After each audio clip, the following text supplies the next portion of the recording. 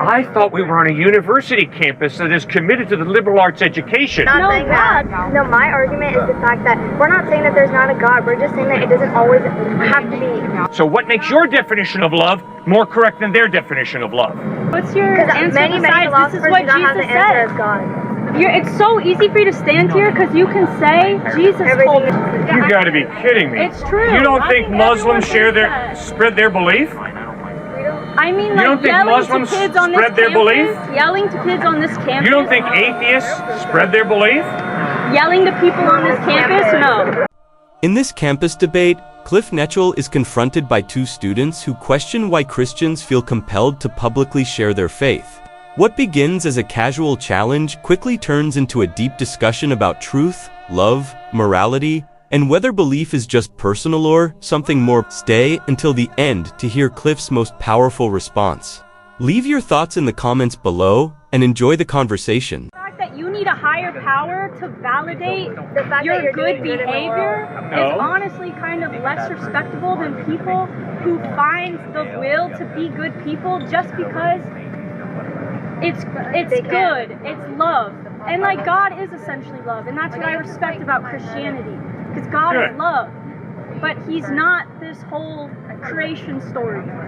He's not this whole thing. He's not the judgment book. He's not a judge. Well, then who is God? You said He's love. I'm not saying He's, but I'm not trying to even put it into like a human term. Like it's not. It's like it. It's like energy. Okay, how does energy love? Energy Do you have a loving relationship with electricity? Energy is love. Energy is love. Is electricity love? Is nuclear power love? No, the energy. Well, then what are you talking about? What do you mean? How do you explain God? Very simple. God is a personal being, not an it. God is not electricity. God is a personal being who has a mind, who created us. Making it a personal being turns him human. And humanity isn't divine. He's a spiritual being. He's not a human. Okay, so how do you define spiritual being? Good. Is that not energy? Is that not karmic energy like in the world? No. It's not electricity. Okay, so I didn't say electricity, I said energy. What do you mean energy? Like, okay, so you just... Life? Life? Life is energy. It's a form of energy. God is a living being. Absolutely correct. God is a living being. In that sense, God is very energetic.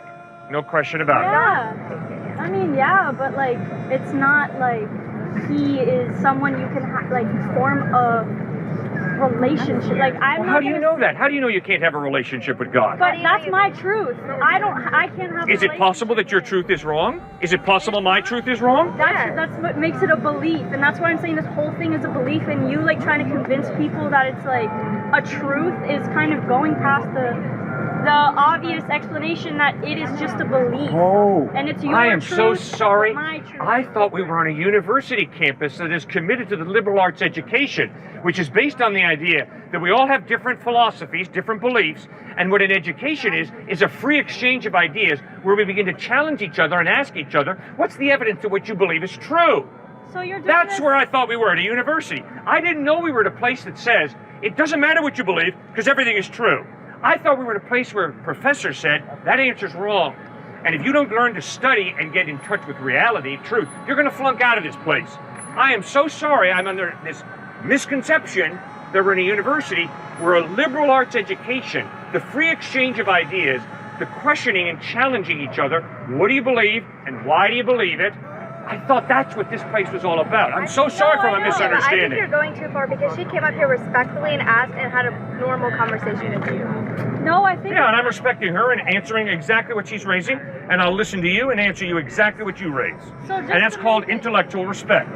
Just to make it here, you're here, like, just make it clear you're here on behalf of UT as if this is an educational exchange. No, I've been invited here by Chi Alpha Christian Fellowship, a group of UT students. I've been invited here by that group to speak here, to dialogue. Okay, so you were invited. Yes. You're not just here like a random crazy person, like, just preaching for no reason. Well, I have great respect for random people who come and talk. That's their right. We have free speech in this country, guys. All right? So there's nothing wrong. It's not me. But you're on a schedule, is what I'm just trying to say. Yeah, I got a flight to New York City tomorrow morning at 8:26. That's correct. I'm on a schedule. Right. Wonderful. Now, why don't you believe in Jesus Christ? You mean like the human form of God? Yeah, he claimed to be God in human form. So why don't you believe in Jesus? It's just not scientifically feasible enough for me to put all my faith and follow and like go to church for it. It's not my belief. It's not true to me. Why? I was raised up Catholic, went to Catholic private school, and it wasn't until I went to that private school that I realized it was all bull in my eyes. What's your Because evidence? it's based on a story that has no scientific truth. It doesn't reach me at a level where I'm like, oh my gosh, this is like perfect, like this is it. It's just personally not connecting. Okay, fine. Scientifically prove to me that George Washington was the first president of the United States. Can you do that? Scientifically.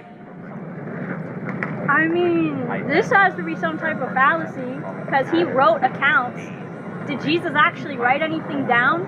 No, I don't believe George Washington was first president of the United States because a dude named George Washington wrote something. Eyewitnesses saw George, and they wrote down what they saw. Eyewitness He testimony. wrote stuff. Yeah, he wrote stuff, yes. Wait, Did Jesus? sorry. No, Jesus did not write anything. The eyewitnesses who saw him wrote what they saw. Jesus spoke.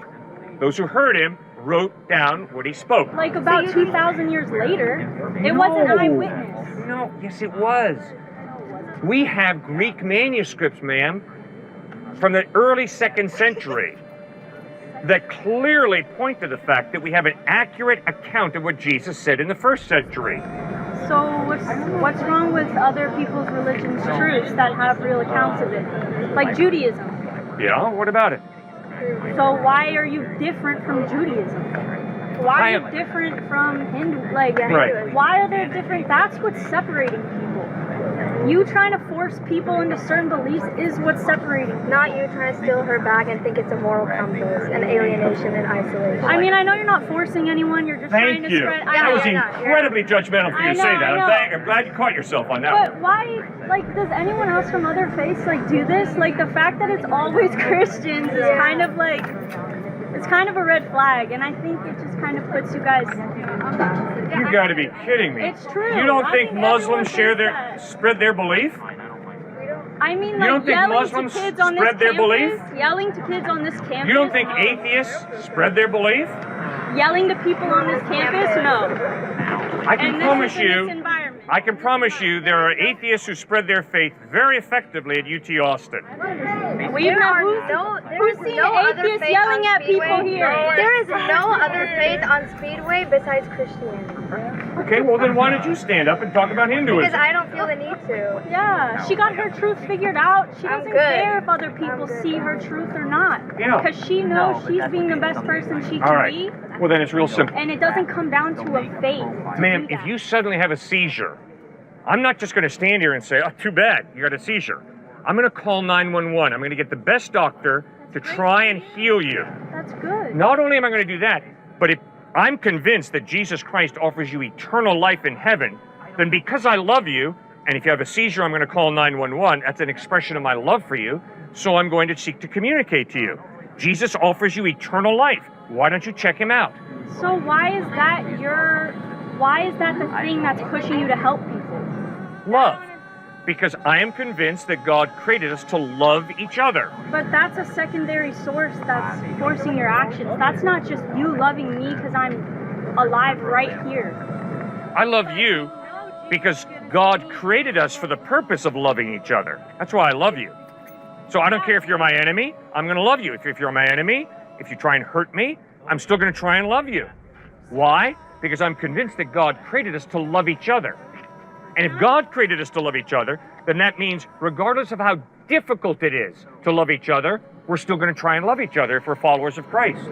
I see, I recognize like that's your truth, but if I do the same thing to someone, if you're having a seizure and I choose to help you, Yes? why am I wrong? Because my like the thing that made me do that isn't what Jesus wants. Why is it wrong for me to just be loving because I feel like based on my past experiences in this life, that's what I want to do, to be a good person? Why does it have to be because this is what Jesus wants? Because this is what Jesus says. Why Every can't it time just that you love, that is good. Exactly. Regardless of what you believe, every time you love. But speaking for myself, I can't speak for you, but speaking for myself, I have not always loved. I am a sinner. Me neither. Okay, I have violated God's purpose in creating me, which is to love God and to love people. Therefore, I need God's forgiveness. I also need His help to love my enemy. Because to be very honest with you, too frequently, not all the time, but too frequently, I want to cut my enemy off at the knees. And that's wrong of me. All right? So that's why I need to ask God for forgiveness and for the power to change so that I can love even my enemy. Yeah. Well, I'm not saying that you're weak for needing that extra help or anything, but I think that's why faith and religion is so easy to follow for humans that have no idea why we're here. We're all clueless at the end of the day. We don't really know what's going to happen right when we die, and we can all say that, or else we're naive. And I think what is love and who defines it? And I think that religion makes it easy because it hands truth to us. What is love? You've talked a lot about love. What is love and who defines love? Hand it to us through a Bible. What is love and who defines it? Because I know a lot of guys who have a very definite definition of what it means to love you. You're a very beautiful woman, and I can promise you, I got a lot of guys who can tell me very clearly what it means to love you, and it ain't pretty, okay? So who defines love? If it's just a personal thing, you've got your personal trip, I can promise you I got a lot of guy friends who got their definition of what it means to love you, a beautiful woman, and it ain't pretty. So what makes your definition of love more correct than their definition of love? Well, it's not the definition of love. It's the moral compass that someone builds up as they have more past experiences. And why is your moral compass more correct than their moral compass? I'm not saying it is. We're saying oh, come on, you know very well that if some guy says to love means to use you sexually, they are wrong. That's evil. They're Don't you believe that? Don't you believe that? They're unethical. They're Okay, so who defines ethics? Who defines goodness and who defines love? Well, that's a whole philosophical question. It's a very practical question, ma'am. It's an incredibly practical question. What is your answer besides God to that? Yeah, what's your answer many besides philosophers this is what do not have Jesus the answer said? as God. It's so easy for you to stand here because you can say, Jesus told me this. Jesus said this. It's so easy to Never once have I done that to you, but it's amazing the way you parrot that. You're attacking a straw man, ma'am. Now, why don't you listen to me as I try to listen to you and respond to me, not respond to a straw man. I never said, just do something because Jesus says it. It's not my argument. My argument is your experience of love as a real value, your firm conviction that those guys who define love as being to sexually use you, they are wrong. Really wrong. Why? Because there is such a thing as real love that they are violating. Now you've got to ask yourself, real love? Who defines real love? And if there is no God, there's no objective love. I'm not saying there's no God. Okay, fine, but just listen. If there is no God... We're not saying there's no God. No, my argument is the fact that we're not saying that there's not a God. We're just saying that it doesn't always have to be Jesus, like in the form of, Christianity. Okay, fine. So who is God? I mean, I'm a Hindu, so I have different beliefs. Who is God for you? We have multiple that take the same form. We have multiple gods. Okay, so if I say God is the lamppost, is that true? No, that's just disrespectful. What do you mean disrespectful? If I believe that the lamppost is part of God, don't tell me that's disrespectful. It's what I believe. No, I thought you were talking about Hinduism being like the No, I didn't say that. If I, Cliff, believe the lamppost is God, That's do you up to you. Do you have a problem with that? No, Do you that's disagree? Do you agree with me that lamppost is God? I respect your belief that God is the lamppost, but that's not my belief. Okay. Then if you believe that God is not the lamppost, would you try and help me see that the lamppost is not God? Or would you just say, go ahead, Cliff, believe the lamppost is God? I mean, that's what religion is today. Like, you believe in Christianity. I'm not going to come and try to be like, oh, you need to believe Hinduism. Well, what are you doing out here talking to me? Why are you here then? Why are you here? I just wanted to see what you were talking about. Good, and you started talking. Yeah, But let's be real honest. You disagree with me. Yeah. Okay, and that's fine. But let's not try and act like like you don't disagree with me, because you know very well. Everyone knows I'm here because I don't agree with you. Exactly. And I respect that. That's fine. But let's not start getting on your high horse telling me that because I believe Jesus is the truth, that's some type of narrow-minded bigoted view. It's because You have your trying to truth, preach it. and I have my truth, and I'm trying to dialogue with you. What's the evidence that your truth is right? Okay, well, I think both of us, it's safe to say that we're curious why people are always here preaching. I don't know why other people come out here and preach. I know why I do. I don't know why. Same reason for all of y'all. Yeah, No, it's not. Don't generalize like that. That's just as bigoted as if I were to say to you, you both are motivated by the same thing. I don't know you ladies. I've got to respect you as an individual and not just say all preachers, all UT students. That's wrong. I am here because I love you. Thank you for asking that question. I'm here because I love you, and I have found that Jesus Christ is totally reliable, which means For you. For you. No, let him finish. Thank you. Because the evidence of the way Jesus lived, taught, died, and rose from the dead points to his trustworthiness, I'm concerned that you not trust someone who's going to ditch you, who's going to fail you. Jesus Christ was dead. He rose from the dead. Therefore, I'm convinced he can help you with the fact that you're going to die. He can help you in a way that nobody else can, that I've ever been exposed to. So therefore, because I love you, and I use the illustration, if she had a seizure, I would try and call 911. So I'm convinced that you and I both have dates with death. Therefore, if Jesus Christ is able to give us eternal life, and if I claim to love you, I'm going to tell you. The same way, if you get cancer, man, and I know a doctor who can cure your cancer, I don't love you if I don't tell you about that doctor.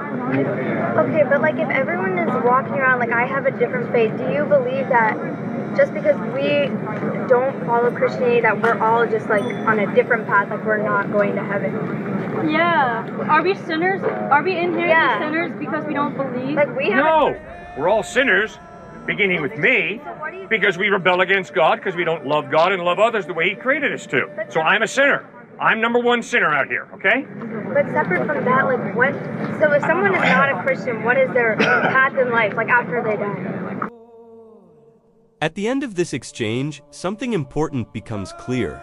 On one hand, Cliffe's argument for God is compelling. He presses a question that never really gets answered without God. If love, goodness, and justice are real, not just personal preferences, where do they come from? If some actions are truly wrong, regardless of culture or opinion, that points beyond humanity to something objective. But at the same time, the students raise honest questions that shouldn't be dismissed. Why does certainty sometimes feel like pressure? Can belief ever be proven in the same way scientific facts are? And if God exists, why does sincere disagreement exist at all? Maybe the tension itself tells us something. If God doesn't exist, then words like love, evil, and justice are ultimately negotiable.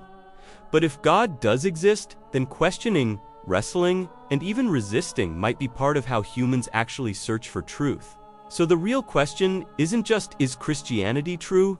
It's, if God is real, would we expect the search for him to be easy or deeply uncomfortable?